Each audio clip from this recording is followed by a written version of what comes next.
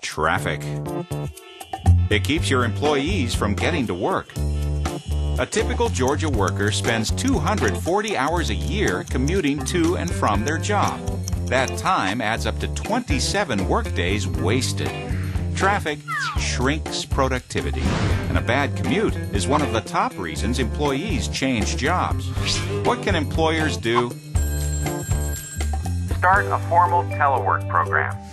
The Clean Air Campaign has helped more than 250 Georgia employers implement successful telework programs with free services that include one-on-one consultation, worker assessments, policy templates, teleworker and telemanager training, program evaluation, reporting, and incentives for employees, like earning cash and winning prizes. All that's at no cost. When an employee works from home just a few days a month, it helps your workplace. Here's some proof. Employers report a 20% increase in productivity and a 100% improvement in worker satisfaction. Employers also report savings on things like parking, electricity, and other facilities costs. And when storms keep employees from getting to work, a formal telework program will keep your business growing. It also improves retention and recruitment. One employer describes their program as transformational because it helps attract and retain the kind of people that you would like to work in your company. Call the Clean Air Campaign and get a formal telework program going. And nothing will get in the way of your employees getting to work.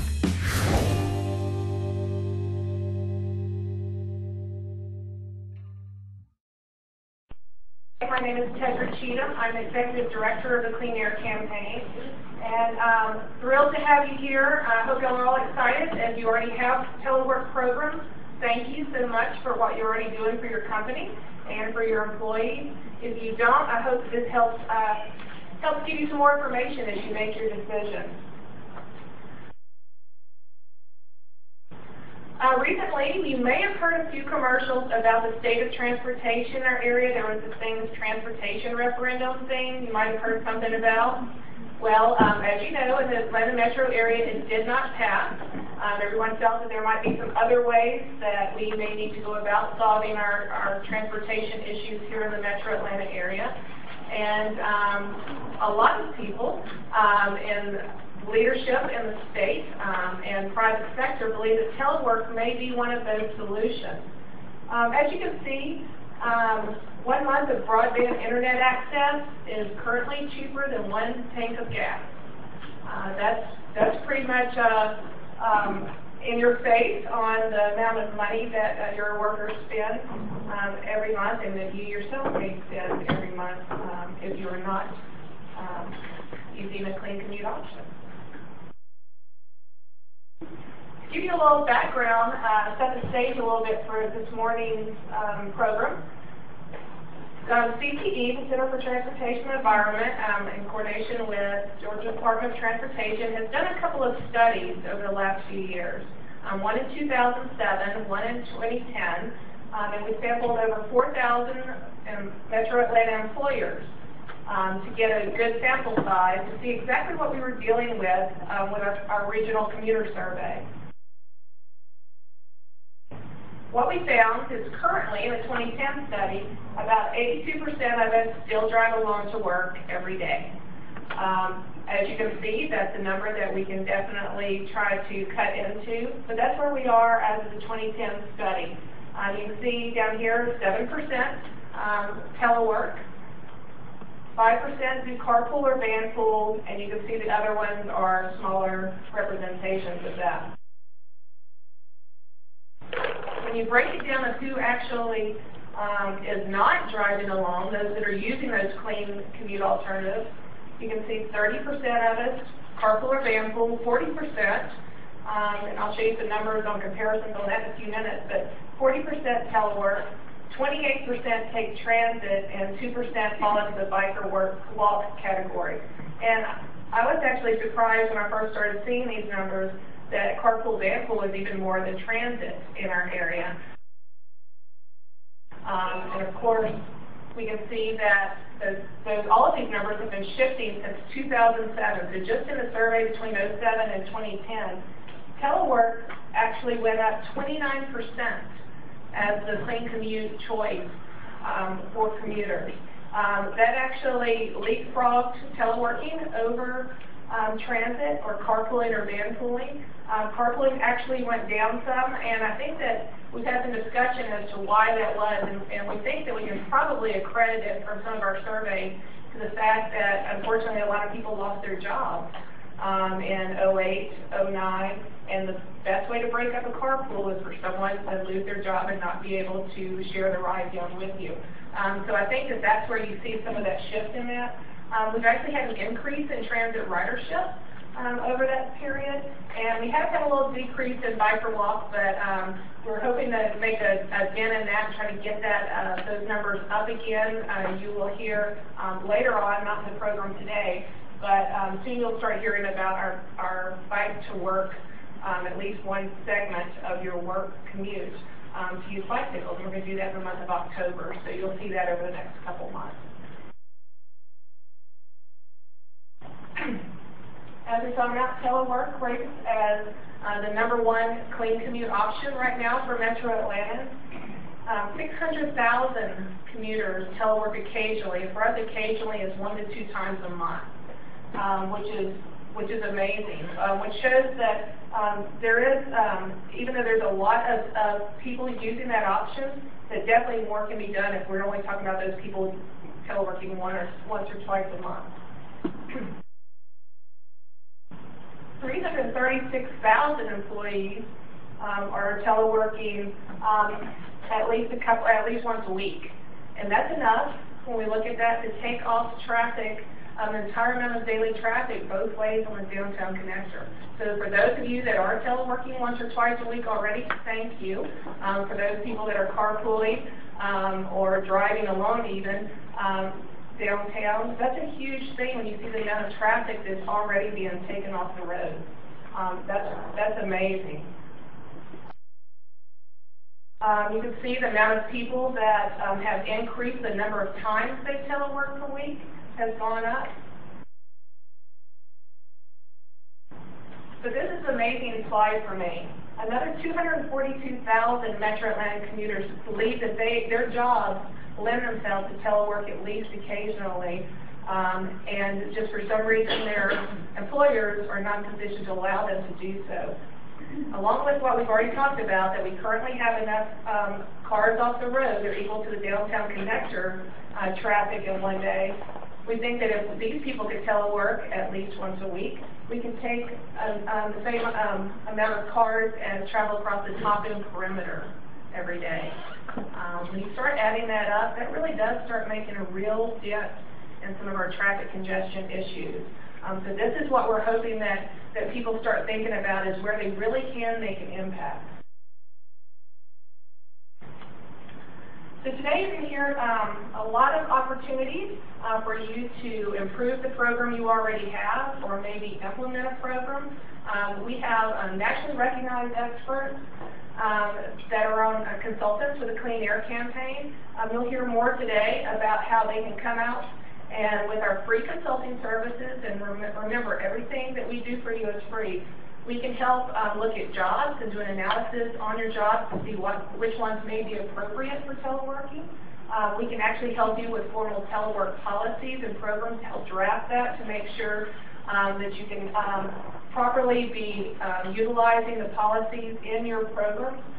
We can actually do training for teleworkers on how to be great teleworkers, what's required of them, from the technology issue on to what makes a great teleworker, to make sure that you're doing your part, your responsibility, and of course for telemanagers to make sure that they properly understand how to manage the outcomes instead of manage the people in the seats beside them, so that you can actually get over any fears that they have on that, and to make sure that they're being the best managers they can be. We always suggest developing pilot programs, and of course we can work to tweak your telework program if you already have one in place. We have our telework consultants that we have are Elham Shirazi. She is years of experience, I'll just say lots of experience, across the nation on telework, and we're so lucky to have Elham working with us. Also, Aaron Clark has been working with us for several years on that. And Jeremy Hopwood is our technology consultant. If you need assistance with how to implement the technology in your company, Jeremy's not with us today. But I'm going to turn it over to Elham now and let you hear more about the possibilities in your business. So thank y'all for being here. Thank you, and good morning, and thanks for attending our third summit. This is very exciting for us. What I would like to do is go over some of the findings regarding the existing telework program in the Metro Atlanta region. As Tedra mentioned, what Clean Air Campaign does is offer a variety of services to employers, one of which includes doing an evaluation 6 months after pilot has been implemented. And what we basically do is we survey managers and we survey teleworkers to get a good benchmark of how teleworking is impacting the organization.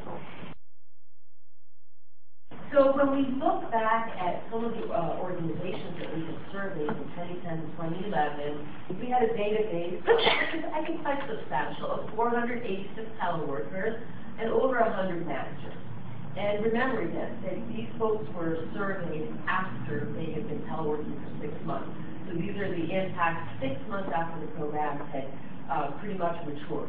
What we found is that basically, in terms of the professions that or the areas that they come from, 10% are management. I mean, that's been a big question.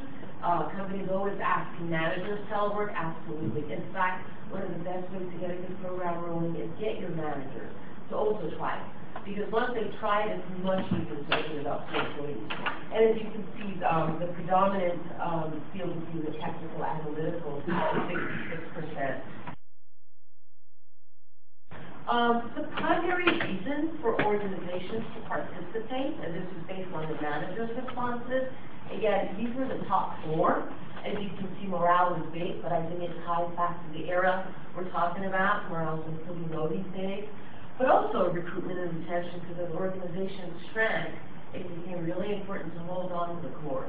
So these two phenomena are going on together. And of course, we wanted to hear that they want to reduce emissions, because every trip off the road saves quite a bit of emissions and vehicle miles traveled, followed by increased productivity. What we have seen is that by and large, and the next slide on this, teleworking should at a minimum stay the same or get better. Productivity should stay the same or get better. Now, there were other reasons on this list, such as improving the carbon footprint through savings on infrastructure or business continuity, but these were just the top 4, at least for the 100 managers that responded. So, for the first question, everybody always asks, will they work? Well, the good news is, yes, they do. And in fact, if you look a little bit closely, when we look at what the managers said, 93% of managers who responded to our survey said productivity either stayed the same or improved. And you can see it breaks at 37% saying it went up. And when you look at the employees, 99% thought it either stayed the same or improved. This always happens that employees think they're more productive than their managers do. But the good news is, look at the impact on productivity. My question is, if productivity went down for a few people, why didn't they take them out of the program? Because the way these programs are designed, you can basically terminate an arrangement very easily. Now, the next question, what will happen to the quality of work when people telework? Once again, as we can see, the results were quite favorable. 86% of managers and 96% of teleworkers agreed that teleworking had a positive impact on the quality of work. And that's probably because you've got that focus time and a lack of disruptions and interruptions that happen in the office. What happens to morale with telework? Well, this one's always a winner. And the managers, 84% of them thought that morale had improved, and 83% of teleworkers. So those are almost the same number. I think those are big numbers for, and a really easy solution for improving morale. Another issue that we were wondering about is that, a lot of times when we start these programs, managers get involved, they're a little bit on the fence. So we don't know if they're positive, they're negative. 6 months later, when we asked managers and teleworkers how the managers felt towards teleworking, 80% thought the managers felt positive. I think that's a pretty high number. And 84% of teleworkers agreed that their managers are positive. Now remember, we can't force managers to offer teleworking. It has to be a management prerogative. This is another big question that people always ask. What will happen to getting promoted? Is it out of sight, out of mind? Luckily, what the survey said in this case is that both 76% of managers and 76% of teleworkers did not have any problems getting promoted because they were teleworking. So it really comes back to being seamless, being accessible, being visible, making sure that the day that you are not in the office working, that everybody feels your presence. Will teleworking give the organization a competitive advantage over other organizations? 64% of managers agree with that it helps them, with retaining and recruiting employees. Another question we asked regarding retention, we asked teleworkers if they were less likely to look for another job if they could telework, if they could continue teleworking. As you can see, 75% of the teleworkers of the 486 told us that this was a factor. So I would say, as you're thinking about retention, this is definitely a factor with the teleworkers, and a large percent of the managers, as you can see, agree with that statement too. Another issue that always comes up going into these programs, what are we going to do about meetings? What happens to face-to-face? Well, a lot of times people are teleworking 1 day a week, so there's 4 other days to meet. Let's remember that. But generally, what we found from the managers, close to 70% of them did not find it difficult to schedule meetings. But again, let's remember, in today's world, with all the technology we have, there's a lot of collaboration that can happen online. And even that tap on the shoulder can be replaced with an IM or instant messaging or same time type of a message. And finally, overall, we asked, is teleworking good for the organization? As you can see, 80% of managers coming out of these programs and 93% of the teleworkers thought that teleworking had a positive impact. So I think the data says a lot. And we wanted to show you, not just, how people are responding positively or sometimes how they might be at the edge of some questions. So at this point, if there are a few questions, maybe, Tedra and I can entertain a few questions. And we'd be happy to talk about the data later, please. Hi. I'm from local government, and I feel like our organization has a really difficult time allowing teleworking because I feel as government employees we need to be orange present to the public. What are some suggestions you have to encourage our HR to allow them? Let me make it a short answer. Okay. Only because I want to invite you to the next panel. We have 2 panels we're breaking up into. One is for private sector, one is for public sector. Okay. And we're going to have 3 presentations on each panel, and I bet we can answer that question for you, yes.